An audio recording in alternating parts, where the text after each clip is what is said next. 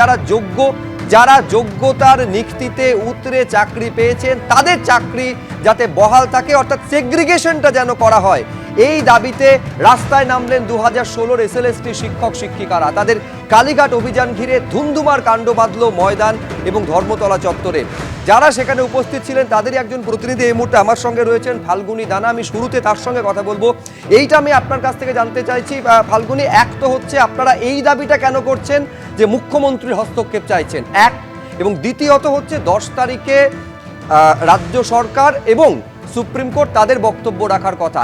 কতটা আশা আপনারা দেখছেন যে সেদিন রাজ্য সরকার বা এসএসসি এই সেগ্রিগেশন যে দাবি প্রথম থেকে করে আসছেন সেই ডিটেইল তালিকা তারা সুপ্রিম কোর্টে পেশ করবে?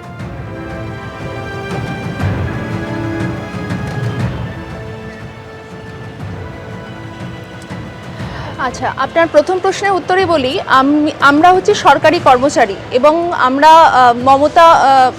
মমতা দিদির সরকারের,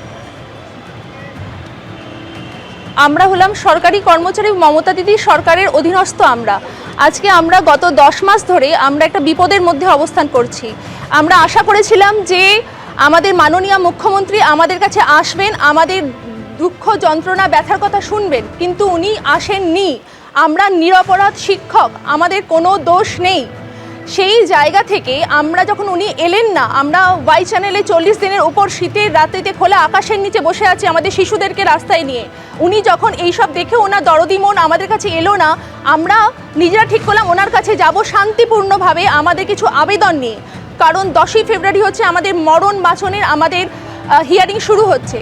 সেই হিয়ারিংয়ে যাবার আগে আমাদের কিছু আবেদন আছে। আমরা আমাদের তরফ থেকে কিছু খামতি দেখতে পাচ্ছি, সেই খামতিগুলো ওনার কাছে তুলে ধরতে যাচ্ছিলাম, যাতে উনি নির্দেশ দেন বাকি রাজ্য সরকার, স্টেট এবং বোর্ড এবং এসএসসি যেন সেই খামতিগুলো পূরণ করে যথাযথভাবে আমাদের জন্য ঝাঁপায়।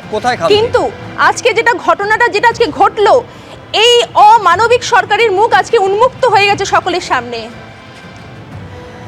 খামতি হচ্ছে হাইকোর্টেতে কতগুলি কারণের জন্য প্যানেলটাকে বাতিল করা। তার মধ্যে একটি কারণ ছিল যে non cooperation from board and state. যদিও সেই খামতির কিছুটা পূরণ হয়েছে, কিন্তু এখনো পুরোটা খামতি কিন্তু পূরণ হয়নি।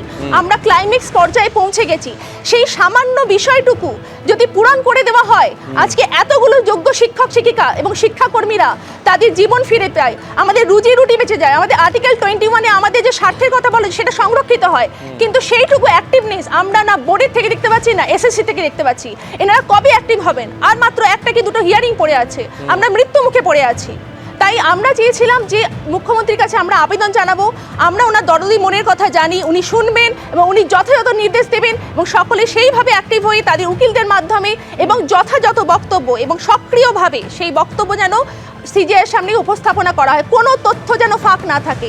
এমন কোনো বিষয় নয় যে আমাদের বাঁচানো যাবে না, এটা আমরা বিশ্বাস করি না। গত 10 মাসে আমরা যথেষ্ট পরিমাণে পড়াশোনা করেছি, ইলিগাল বিষয় নিয়ে আমাদের উকিলরাও স্টাডি করেছে।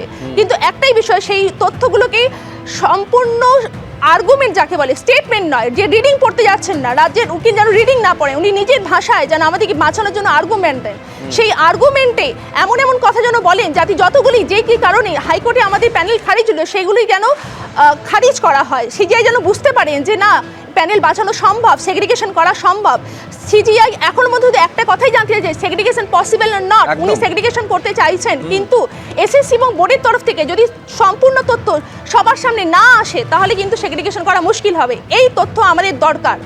আমি মানছি যে এসএসসি বোর্ড হয়তো কিছু তথ্য দিয়েছে, সুপ্রিম কোর্টে রেকটিফাই করে তথ্য দিয়েছে, কিন্তু সম্পূর্ণ এখনো আসেনি। সম্পূর্ণ তথ্য আমাদের দরকার।